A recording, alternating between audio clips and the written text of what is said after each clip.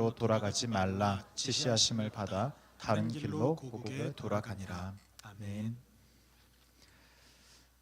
작가 윤서람의 그 사람은 왜 사과하지 않을까라는 책이 있습니다.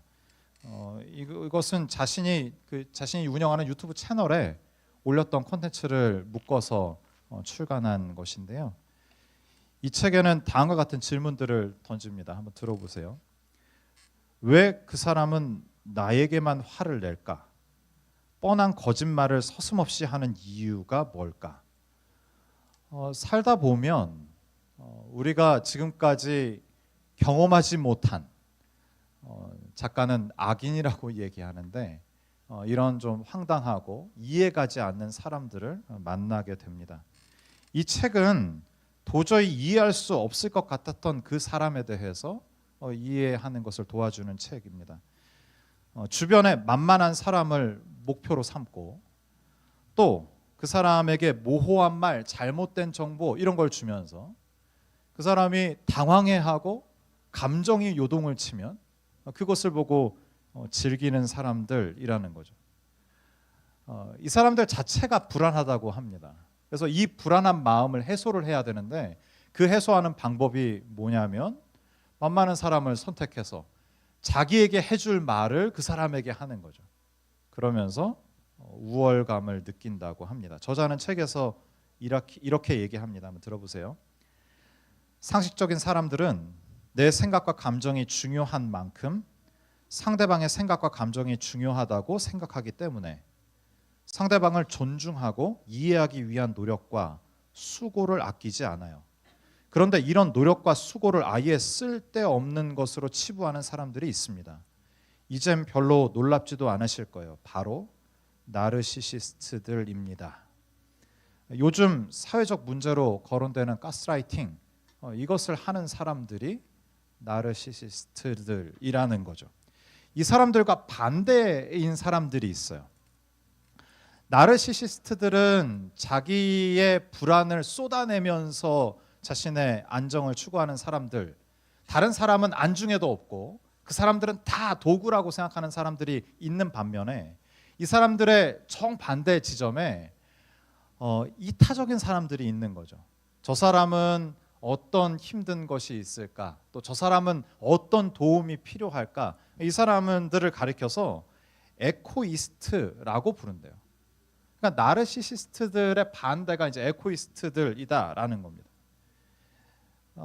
제 요새 고민, 2023년 연말을 살아가는 목회자의 한 사람으로서의 고민은 이거예요. 교회 대부분의 우리 이 지체들을 포함해서 교회 대부분의 성도들은 에코이스트들이거든요. 이게 약간 정도 차이는 있겠지만 다른 사람을 좀 배려하려고 하고 나의 이기심을 좀 꺾어보려고 하고 이것을 훈련해 보려고 하는 사람들이 모여 있는 곳이 교회 공동체란 말이죠. 근데 교회 공동체에 나르시시스트들이 들어와. 그래서 여기 보면은 그들의 입장에서는 먹잇감들이 너무 많은 거예요. 그래서 이 공동체를 어렵게 하면 어떻게 되지? 라는 고민을 요새 깊이 또 많이 하고 있습니다. 이런 제 고민에 답은 없을까? 성경을 좀 보다가 답을 발견하게 됐어요. 제가 이따가도 윤서람 작가의 이 책의 몇 구절을 이제 소개해드리려고 하는데 오늘 이 이야기 하려 합니다. 윤서람 작가는 나르시시스트들의 특성을 다음과 같이 얘기해요. 이들은 타인이 주목받고 인정받을 때 자신이 받아야 할 관심과 인정을 그 사람이 빼앗아간 것으로 생각합니다. 애정 결핍으로 인해 타인의 입장을 전혀 고려하지 못하며 오로지 자기 자신을 과시하고 드러내는 데에만 혈안이 되어 막무가내로 행동한다는 것입니다. 자신에게 와야 할 관심과 사랑이 타인에게 향할 때 느끼는 시기심, 자신이 사랑받지 못했다는 열등감으로 인해 이들은 남을 괴롭히고 깎아내립니다. 이 설명에 해당하는 인물, 오늘 본문에 등장하는 누굴까요? 헤롯입니다. 오늘 사건을 헤롯의 관점과 동방박사의 관점으로 비교해서 이해해 보려고 합니다. 헤롯의 관점은 제가 앞서 설명드린 나르시시스트들의 특성을 갖고 있을 거고요. 동방박사들의 관점은 에코이스트들일 거예요. 세 번역으로 마태복음 2장 2절에 대한 내용을 같이 한번 보겠습니다. 세 번역입니다. 같이 한번 읽을까요? 같이 읽죠. 시작. 유대인의 왕으로 나신 이가 어디에 계십니까? 우리가 동방에서 그의 별을 보고 그에게 경배하러 왔습니다. 이 대사는 동방박사들이 예루살렘 성에 도착해서 헤롯에게 한 첫 마디예요. 유대인의 왕이 어디 계십니까? 그분께 우리가 경배하기 위해서 왔습니다. 였다고요. 근데 헤롯이 처음에 동방에서 박사들이 왔습니다 라는 전가를 들을 때 기대했을 거라고요. 나를 보러 왔구나. 나에게 인사하러 왔구나. 뭘 가져왔을까? 이런 생각을 했던 거죠. 근데 이 사람들의 첫 마디가 뭐였어요? 당신 말고 유대인의 왕이 태어났는데 어디에 계십니까? 이렇게 물어봤다고요. 헤롯은 놀랐죠. 내가 유대인의 왕인데 다른 왕이 태어났다고? 그의 심경이 3절에 나옵니다. 세 번역인데요. 제가 읽을게요. 헤롯 왕은 이 말을 듣고 당황하였고 온 예루살렘 사람들도 그와 함께 당황하였다. 세 번역은 당황했다 이 정도로 번역하고 있어요. 근데 이 원문이 이 단어의 원래 의미는 이렇지가 않아요. 마태복음에 한 번 더 쓰이는데 이 당황했다라는 이 동사가 마태복음 14장 26절입니다. 같이 읽을까요? 같이 읽죠. 시작. 제자들이 그가 바다 위에 걸어오심을 보고 놀라 유령이라 하며 무서워하여 소리치는거는. 그러니까 놀라 무서워하다라는 뜻으로 이 단어가 쓰였어요. 그러니까 헤롯이 지금 어떤 감정 상태냐면 그냥 당황한 정도가 아닌 거예요. 자신의 지위가 어떻게 될 것 같이 여겨져서 불안한 거죠. 불안이 극심해져서 무서울 지경이었다라고 마태는 기록하고 있는 겁니다. 단순히 내가 생각한 것과 다른 상황이 펼쳐져서 당황한 게 아닌 거예요. 무서운 거예요. 두려운 거죠. 유대인의 왕, 그러면 그 태어났다는 유대인의 왕은 대체 누구야? 라는 것에 헤롯은 주목하기 시작합니다. 마태복음 2장 4절 7절입니다. 제가 읽을게요.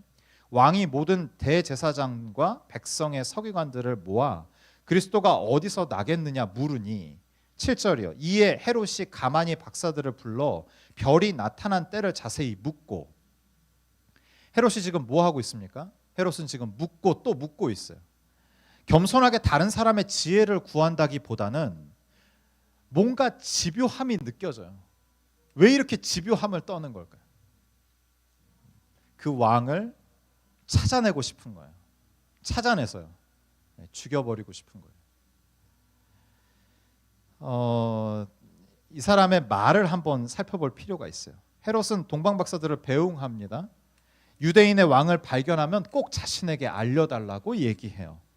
그러면서 이렇게 얘기해요. 나도 가서 경배하겠다면서 말이죠. 이것만 보면은 참 겸손한 왕이구나 라고 생각이 들만도 한데 이 사람의 표현을 한번 보십시오. 나도 가서 그에게 경배하게 하라 이래요. 그러니까 나에게 꼭 알려줘야 돼. 왜냐하면 나도 경배할 거니까. 안 알려주면 내가 너무 당황스러우니까 꼭 알려줘야 돼 라는 뉘앙스로 지금 동방박사들에게 이야기하고 있다라는 거죠. 그러나 그가 경배하겠다고 하는 것은 거짓말입니다. 그는 그 이후에 동방박사들이 돌아오지 않자 2살 이하의 모든 그 지역의 어린이들을 죽이는 일을 벌였어요. 작가 윤설함은 이렇게 또 얘기하더라고요. 이들은 거짓말을 하고 현실을 부인하고 일부러 갈등을 조장한다. 애초에 악의로 똘똘 뭉친 사람과는 대화로 해결을 볼 수가 없다. 세상에는 사회적으로 멀쩡한 얼굴 뒤에 잔인하고 악독하고 위험한 심보를 숨기고 사는 사람들이 분명히 있다. 나르시시스트들이다라는 거죠. 이들은 자신의 불안한 감정을 타인의 불행을 조장함으로써 안정감을 느끼는 사람들이에요.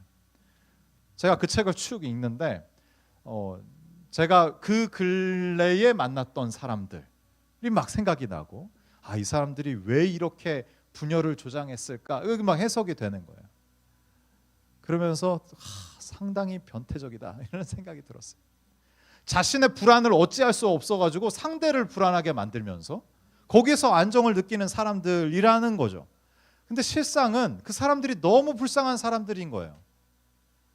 작가는 이렇게 얘기하더라고요. 어렸을 때 사랑을 받지 못했기 때문이라고요.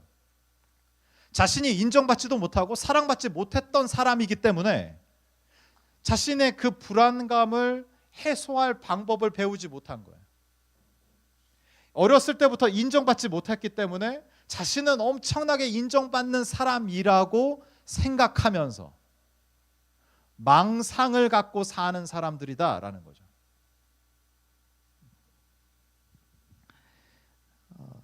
근데 지금 유대인의 왕이라는 헤롯이 이러고 있어요. 유대인의 왕이라면 이렇게 해서는 안 돼요. 왜냐하면 하나님과 너무나도 긴밀하게 소통해야 될 사람이 유대인의 왕이잖아요. 이 사람이 잘났기 때문에 세움받은 게 아니라 하나님이 세우신 사람이잖아요. 그럼 하나님이 세우시면 세움 받고, 하나님이 이제는 아니다 그러면은 내려가야 될 사람이 유대인의 왕이라고요. 근데 이 사람은 하나님과 전혀 상관없는 사람 같이 보입니다. 마치 자신의 권력은 자신의 것인 양 사는 거죠. 그것을 위협하는 것이라면 하나님께 묻지도 않고 그 원인을 제거해버리고자 하는 사람으로 등장하고 있어요. 반면 동방 박사는요, 유대인도 아니에요. 이방인입니다. 동방에서 왔으니까요. 근데 이 동방 박사들은 하나님의 인도함을 받는 이방인인 거예요. 성경을 읽다 보면 하나님의 인도함을 받고 하나님과 대화하고 하나님과 긴밀한 소통을 하는 이방인들이 등장해요. 상당히 당황스러운 지점이에요. 하나님의 백성은 하나님과 소통해야 되는데 하나님의 소통이 끊어진 백성들이 존재하는 반면에 이방인인데 아브라함의 자손은 아닐지라도 하나님과 교통하고 소통하는 사람들이 등장한다는 얘기죠. 오늘 동방 박사들이 그래요. 예루살렘으로 도착했어요. 예루살렘 성으로 가면서 이 사람들의 기대는 뭐였을까요? 마태복음 2장 2절입니다. 아까 본 건데 세 번역인데요. 같이 한번 읽죠. 동방 박사들의 심정으로 한번 읽어보세요. 시작. 유대인의 왕으로 나신 이가 어디에 계십니까? 우리가 동방에서 그의 별을 보고 그에게 경배하러 왔습니다. 그러나 헤롯과 그의 신하들이 보이는 반응이 이상한 거예요. 그들은 당황해 했는데 마치 귀신을 본 것처럼 놀라고 두려워하기까지 했어요. 박사들이 오히려 당황스러운 거죠.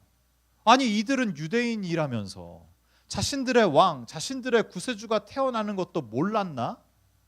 아니, 우리는 동방에서 그걸 보고 왔는데 이 사람들은 왜 당황하고 있지? 라고 생각하면서 당황했던 거예요. 그러더니 급히 헤롯이 율법학자들을 불러요. 어디에 태어날 것인지 물어요. 그것도 모르고 있었다는 건가? 율법학자들이 베들레헴이라고 친절하게 알려줬어요. 그리고 자신들을 부르더니 언제 그 별을 봤냐고 꼬치꼬치 묻기 시작하는 거예요. 이상하다. 그런데 왕이 물으니까 대답을 해줬죠. 그리고 나서 경배하러 갈 거니까 그 아기를 발견하면 나에게 꼭 알려달라고 하는 헤롯의 말을 들으면서 뭔가 내용은 되게 겸손하고 그런 내용인 것 같지만 막 살기가 느껴지는 거죠. 이상하다 이상하다 하면서 동방박사들은 나왔을 거예요.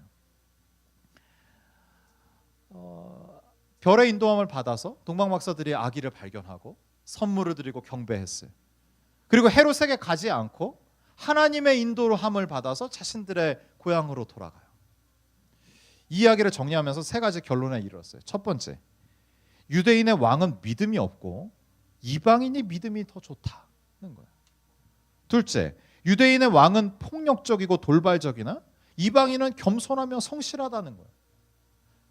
마지막이요. 셋째, 유대인의 왕은 내면적으로 부실하나 이방인은 그 기초가 든든하다는 거죠. 이게 대체 웬 말이에요? 저에게 또 교회에 우리에게 좀 적용해 봤어요. 교회에 출석한다고, 매주 예배한다고, 매일 말씀 묵상하며 기도한다고, 나는 믿음이 있고 겸손하고 성실하며 내면적으로 기초가 든든한 사람이다 라고 자신할 수 없다는 거죠. 오늘 본문은 그것을 꼬집고 있어요.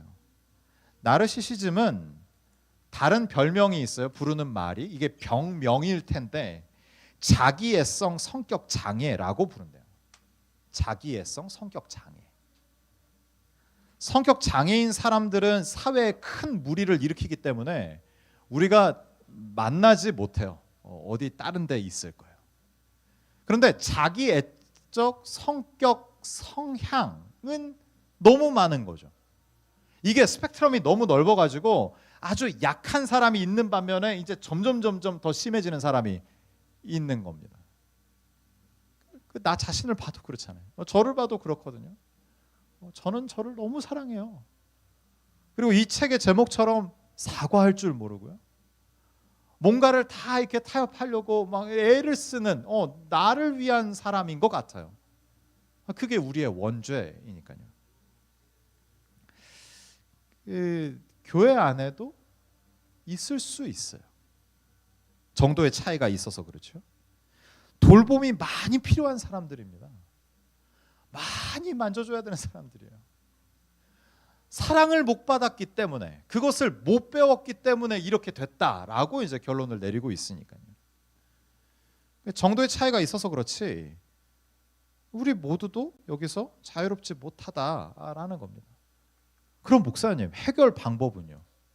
해결 방법은 뭘까요? 해결 방법은 경배입니다. 마태복음 2장 2절 개역개정인데요. 같이 읽겠습니다. 시작. 유대인의 왕으로 나신 이가 어디 계시냐? 우리가 동방에서 그의 별을 보고 그에게 경배하러 왔노라 하니. 경배의 기본 의미는 엎드리다입니다. 나의 주인이 있다는 것입니다. 나의 주인 앞에 엎드리는 것, 그것이 경배입니다. 자기의 애적 성격 성향의 원인은 제가 아까 말씀드린 대로 어렸을 때부터 충분한 사랑을 받지 못했기 때문이래요. 그래서 스스로 나는 사랑받을 만한 충분한 자격이 있는 사람이다 라는 그 깨지기 쉬운, 나는 완벽한 사람이야, 모두가 나를 보면 인정해줘야 돼 라는, 그것만큼 허상이 어디 있어요. 망상이죠. 그것만큼 깨지기 쉬운 가면을 쓰고 사는 사람들이 이 사람들이다라는 거죠. 근데 경배가 답이 될 거예요. 해결 방법이 될 겁니다. 왜냐하면 경배는 이제 나의 주인이 있습니다라는 선언인 거예요.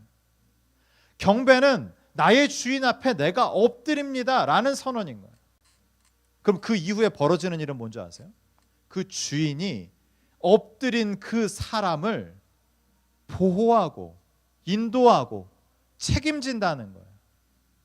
달리 얘기하면 사랑해 준다는 거예요. 그 이전까지 사랑을 못 받았기 때문에 이렇게 됐다고 하면은 I'm so sorry죠. 안 됐어요. 그렇지만은 이제부터는 상관없어요. 사랑을 마음껏 부어줄 거니까. 그 안에서 불안해하지도 않아도 돼. 왜냐하면 이 사랑은 취소되지가 않으니까. 경배가 답이 될 거예요. 내가 나의 주인 앞에 엎드립니다. 나의 주인을 인정합니다. 나의 주인의 사랑을 받기 원합니다 라고 얘기하는 것이 이 자기 애적 성격 장애 성향을 극복하게 하는 해결 방법인 줄 믿습니다. 한 가지가 더 있어요. 이 동방 박사들이 헤롯의 말에 영향을 받지 않아요. 무엇에 영향을 받아요? 하나님의 말씀에 영향을 받아요. 이방인들인 이 사람들이 헤롯의 말을 들었으면 예루살렘으로 뛰쳐갔어야 돼요. 왕이시여 제가 발견했습니다 하지 않는다고요. 하나님의 음성을 듣고 자신의 고향으로 돌아가요. 마태복음 2장 12절입니다. 제가 읽을게요. 그들은 꿈에 헤롯에게로 돌아가지 말라 지시하심을 받아 다른 길로 고국에 돌아가니라. 발견될까 봐 다른 길로 삥 돌아갔어요. 동방박사들은 헤롯에게 영향받지 않습니다. 그들은 하나님의 말씀에 영향을 받고 그대로 진행합니다. 달리 이야기하면 그들의 공동체 안에, 동방박사는 3명이라 그러잖아요. 근데 선물이 3개일 뿐이지 그 사람이 3명이었다 이렇게 얘기하지 않아요. 어떤 학자들은 7명 아니면 30명 대규모로 왔을 거다 뭐 이렇게 말하는 학자들도 있어요. 그들의 2 이상이니까 동방박사의 공동체 안에는 헤롯의 말이 머물 공간이 없는 거예요. 헤롯의 말이 효과적이지가 않아요. 들어먹지를 않아요. 하나님의 말씀만 그들 안에서 효과적으로 능력을 발휘했다라는 거죠. 아까 제 고민을 기억하세요? 교회 안에는 에코이스트들이, 우리 지체들 다 포함해서 에코이스트들이 너무 많아요. 나르시시스트들이 왔을 때 너무 행복한 곳인 거죠. 우리가 단호해질 필요가 있어요. 누군가가 말씀이 아닌 어떤 불안을 조성한다거나 자신의 책임을 지지 않으려고 거짓말을 한다거나 아니면 다른 사람을 가스라이팅하는 것이 우리 공동체에 발견이 된다면 어떻게 해야 될까요? 저는 이렇게 해야 된다 생각해요. 동방박사들의 공동체처럼 그 말과 그 행동들을 인정하지 않아야 된다고 생각해요. 우리 일청년부 공동체가 그랬으면 좋겠어요. 목사님, 그게 예수 그리스도의 사랑인가요? 라고 질문하는 지체들이 있을지 몰라요. 우리는 다 사람들을 포용하고 수용하고 그 사람의 약함과 부족한 것들을 다 끌어안아야 되는 사람들 아닌가요? 공동체에 해악을 끼치더라도 그것을 좀 품어서 그 사람을 바꿀 수는 없을까요? 저에게 이런 얘기를 할 수 있을 겁니다. 그런데 그것은 너무나도 이상적이고 좋은 꿈이면서도 꿈이에요. 현실 가능하지 않아요. 우리 공동체에서는 하나님의 말씀만 지켜집니다. 이것만 수호하기에도 우리는 벅차요. 용기가 필요해요. 누군가가 자신의 불완전한 감정을 표출할 수 있어요. 표출한다고 이 설교에 폐해가 되면 안 되는데 넌 나르시시스트지? 막 이러지 말라고. 그럴 수 있어요. 모든 사람들은 다 그런 감정을 느끼니까. 그런데 이 사람이 책임지지 않고 거짓말을 해요. 그러면 상당히 이제 유심히 봐요. 그리고 누군가를 자꾸 비난하고 하면서 이 사람을 불안하게 만들고 자신만을 의지하게 만들어요. 그건 100%예요. 그것은 우리의 공동체에 허용되면 안 돼요. 이것은 단호하게 뿌리 뽑아서 버려야 될 거예요. 기준 없이 사랑한다는 게 얼마나 어려운가, 얼마나 위험한가 하면 그것은 사랑이 아니라 동화되겠다는 얘기예요. 근데 하나님께서, 주님께서 이 땅에 오시고 피값으로 이 공동체를 세우실 때는 그거 하라고 세우신 게 아닌 겁니다. 하나님의 말씀을 바로 세워가는 우리 공동체가 되었으면 좋겠어요. 주님의 피값, 십자가의 죽으심으로 사신 귀한 이 공동체에 나르시시즘이 판을 치지 못하도록 기준을 세우고 경계하고 경고하고 몰아내는 일청년부 공동체 되기를 바랍니다. 기준 없는 수용은 사랑이 아닌 거예요. 예수님을 따라 우리처럼 살기를 거부하는 사람들은 우리와 함께 할 수 없어요. 사도행전 12장 23절에 이렇게 기록해요. 헤롯이 영광을 하나님께로 돌리지 아니하므로 주의 사자가 곧 친히 벌레에게 먹혀 죽으니라. 이 안에 있는 나르시시스트들을 위한 말씀이에요. 이렇게 안 하면 잘 못 알아듣는다 그래서 얘기해 주는 거예요. 모든 영광과 박수와 인정은 하나님의 것입니다. 다른 사람들을 도구화하여 그 영광을 가로채는 자는 비참한 최후를 맞이합니다. 우리 모두 주님만 경배하기를 원합니다. 주님이 기뻐하시는 공동체 되기를 원합니다. 주 안에서 복된 소식이 많이 들리는 일청년부 복된 공동체가 되기를 주님의 이름으로 축원합니다. 이 시간 찬송가 122장 참 반가운 성도여 함께 찬양하면 좋겠어요. 선정한 이유는 다른 거 없어요. 후렴이에요. 엎드려 절하세. 경배하자고요. 경배 다 맡겨드리고 함께 찬양할까요?